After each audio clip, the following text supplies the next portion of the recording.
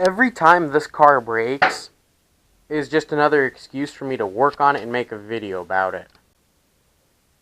Hello and welcome to the channel. If you are new here, this is my turbo swapped Datsun, and that is the Nasty Z.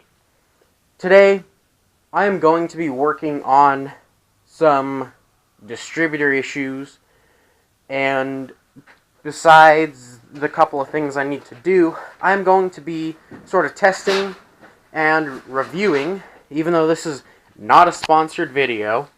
I'm going to be reviewing a all-size socket. This has those little pins in it. It's supposed to be able to be used on anything and whatnot. I'm going to be trying that. And speed outs. These are for broken and stripped screws and bolts, because I'm not paid to say anything like this, and I'm not paid to be using these, but if this is going to make my life easier by getting, broke bolts out, I'm going to share it with you guys to make your lives easier when you're working on your 80s box.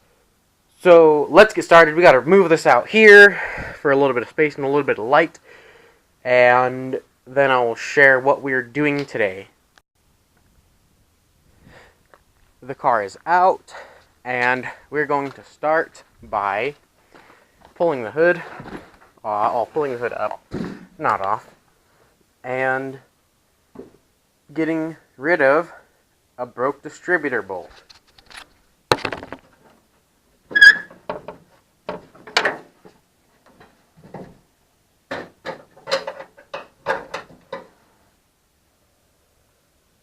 So what's going on here is I have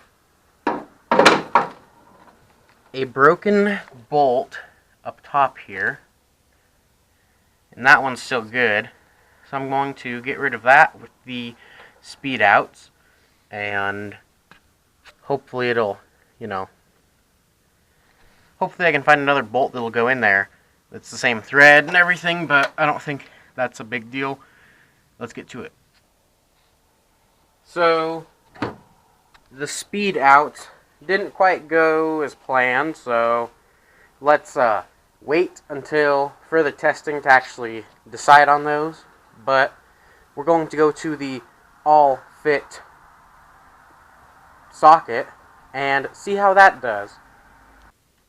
So the all-fit socket works really good on bolts, not gonna lie.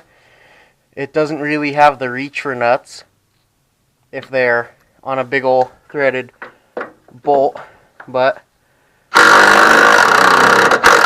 right there, the only thing you want to try and do is to get it lined up straight so you don't have to fight any movement, especially if you're using an impact, which you probably aren't really supposed to, but I have, and it works. But if you're using an impact, don't really get it sideways on it, because then you'll fight it going one way and another trying to back out. So that's my tip for the day.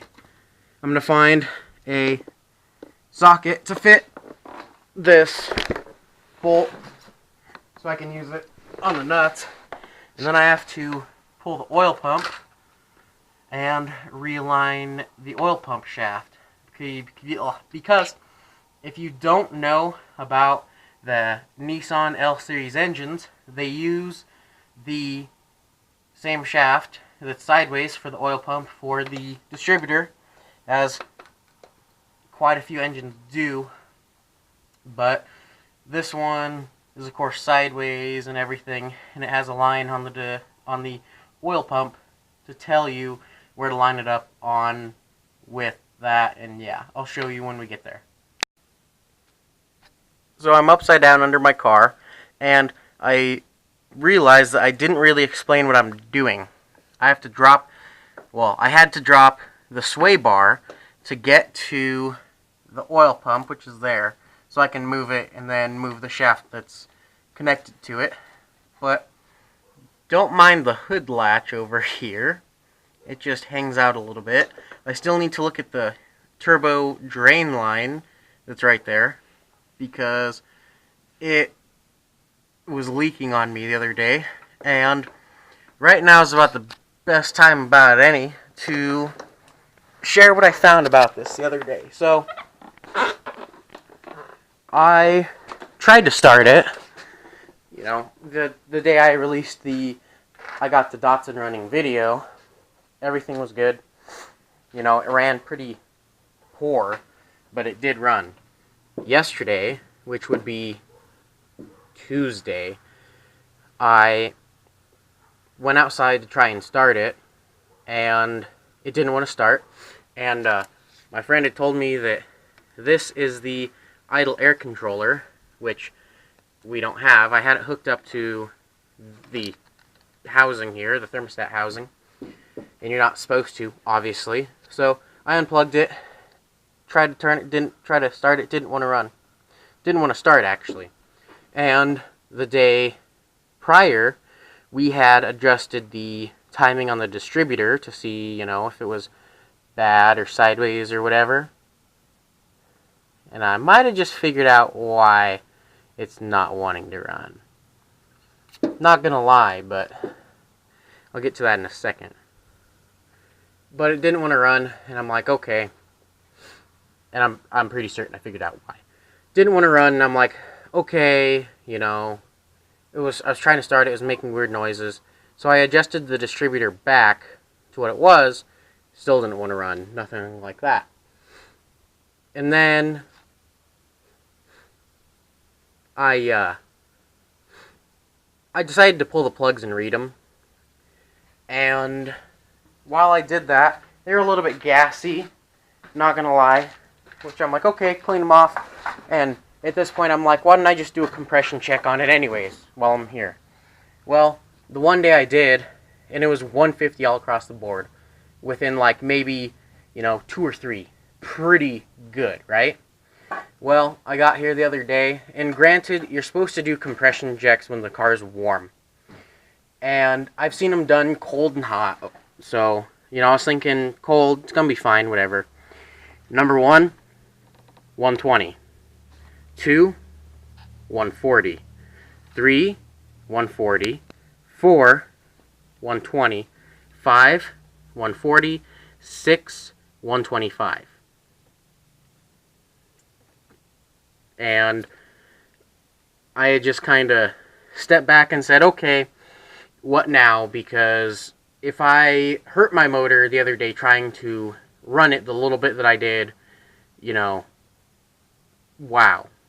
But I think that I'm going to kind of take it with a grain of salt and just think that it's going to warm up a little bit. I'm going to run the motor for 10-15 minutes one day, and I'm going to do it again. And if it shows the same sort of results, then we have an issue. If it doesn't, well, then it was the different clearances and it being 15 degrees outside. So I wanted to get that out there, but that's about it. I'm going to look at one thing in just a couple moments, because if I get this right, I gotta, you know, ask about it first. So here we go to that. I'll let you know how it goes after this. That conversation went better than expected. This is why. The distributor cap's on there backwards. So we're going to flip that around and decide what's going to happen from there. I'll still probably try and adjust the shaft, and then, because I already have everything dropped and ready to go, and then we're going to figure out if this is messed up. I haven't opened this up yet, even though it's a little bit open. I haven't looked. So let's see. Well, there's a mark across the top of it, which I don't think it's focusing in on.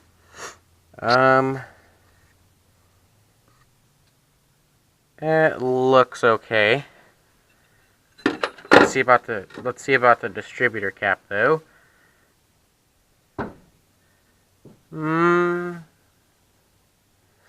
Even though there's a little bit of a mark on it, I think it's okay. Doesn't really look bent, so I'd say we're good. Everything with that's fine. That's not good though. That falling off there. So I'm thinking we're still going to adjust the shaft just because I want it done right, and I'm already halfway to it. So I'm gonna get started, and we'll see how that's going. It's a process. You gotta set. I'll go through this before I start on it. You gotta set the engine to the compression stroke for top dead center on first. You gotta line it up with the balancer, and then you have to line the shaft up with the bottom and up top here, and you have to know how it looks. And it's supposed to be about straight up and down, and that's about it. After I get it done, we'll know what it looks like. So if you need to find out what it looks like, then boom. Did find a trick to finding top dead center on these engines. Now, I want to tell everyone, if you're going to find top dead center and you're going to rotate the engine with a ratchet, make sure your car is out of gear. From personal experience, I'll tell you that that's a good idea. Alright, so here's a trick to set timing on these. And what you're going to want to do is, I'm going to see if this is going to fit. So, that's interesting. So, there should be marks over here on the balancer. There we go. And I'm going to move it a little bit more because it's about 20 degrees before, before top dead center. And I'm just going to line it up with, there we go. That's perfect. So, there should be a piston right there.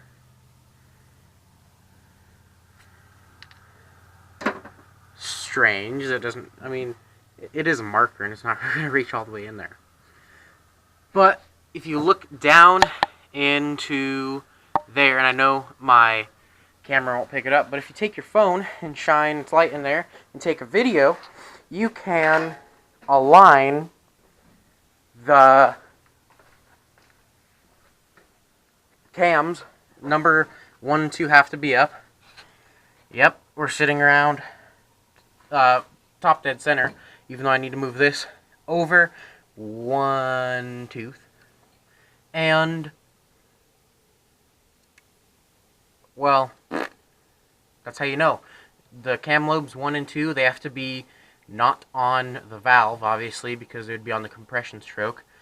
And this, if you're around the correct timing, it will be close to straight up and down, which mine's a little bit curved because it's a tooth off. But that's how, and the mark on the balancer, which you can't see all that right now from here, that's how. I hope that can help someone in the future if you need to, refer back to this video, but it's not a great tool. There are diagrams online that you can see without pulling the valve cover. That's how you do it. And you can look online for how it should look, because I can't really explain it on here.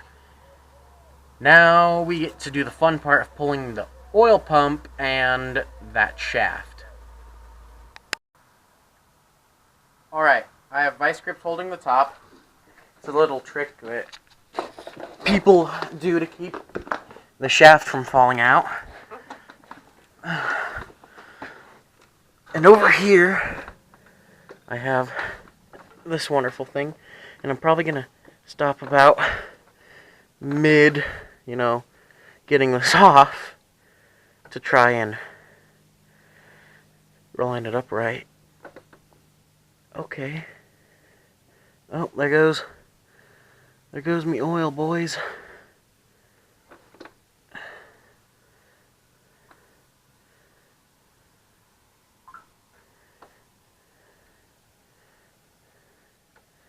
wonder if I can just kind of line this up in there. Barely. Ooh. Okay. Okay. I'm gonna try something.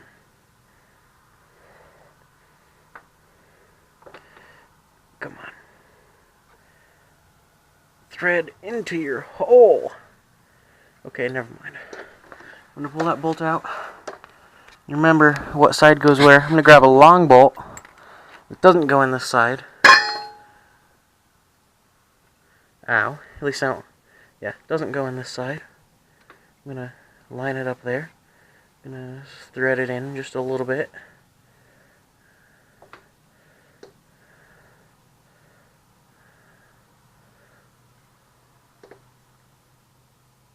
Okay.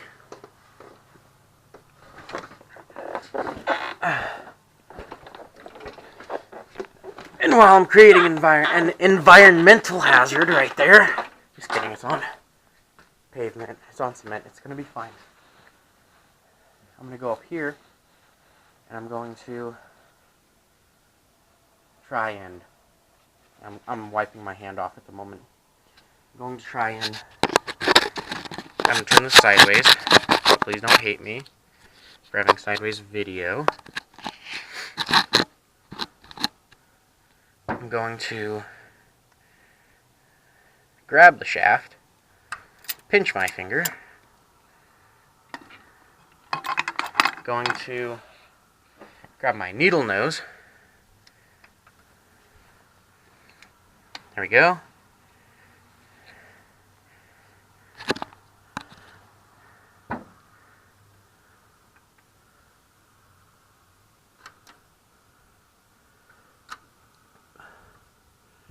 shove it down a little bit, and going to F. Bring it back up. Okay. F. This looks better. This looks a lot better. I'm going to clamp it while I can. Where are my clamps? Where are my clamps? This isn't funny. Right here.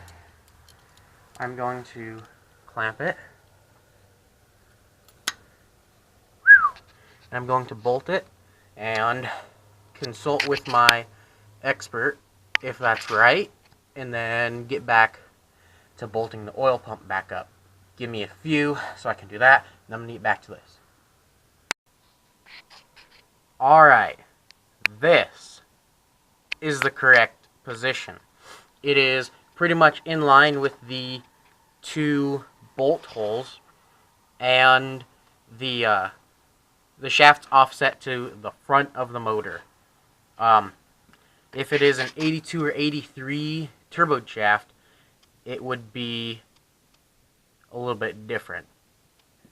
But that's for you to find on your diagrams. Yay. So that's correct. I'm going to bolt the oil pump back on and go from there. Alright, that's done. That's in there. It's good. I got the oil pump bolted back in. So pretty much what I have to do now is the reassembly of getting the plugs back in and getting the sway bar on and all that. And I don't think I have time to do everything on camera tonight. So I'm going to try and get the spark plugs in, everything wired back up, and hoping to get a fire up in this at the end of this video. That's going to be my goal. So I'm going to do that. I'm going to put the camera down so I don't have to, try and balance everything at one time. Even though it might seem like I'm, doing pretty good at it, that's not the case. Yeah.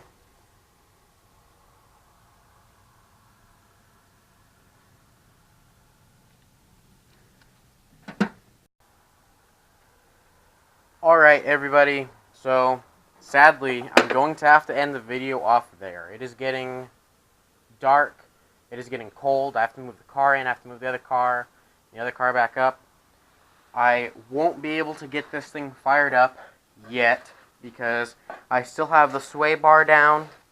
And I know that's not a big deal, but what is a big deal is when I tried to crank the car with the distributor as it was, and the cap all crooked, the rotor on it, it gacked it and broke it.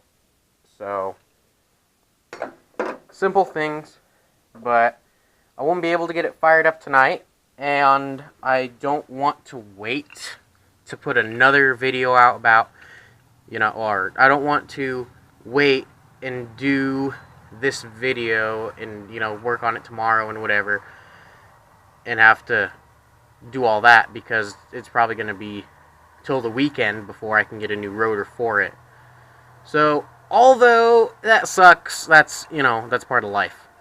And now I know why the car didn't want to start again, and I can finally get it, back to running right again. So, I hope you enjoyed.